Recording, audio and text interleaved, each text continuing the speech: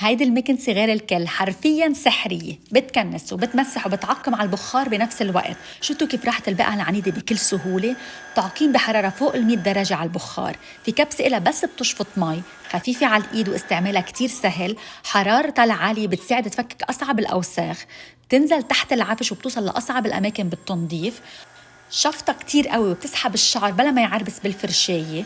تعقيم رهيب للحمامات، البخار اللي بيطلع منها كتير قوي وبيقتل البكتيريا، بصير الحمام عم يبرق برق. آخر شي بتغسل حالها وبتعقم حالها وبتنشف حالها بحالها. وأكيد عندي كود خصم إلكم، اكتبوا لي كومنت مكنسة بخار حتى أبعث لكم إياه على الخاص. كل عليكم تنظفوه بهيدا الكونتينر وخلصنا.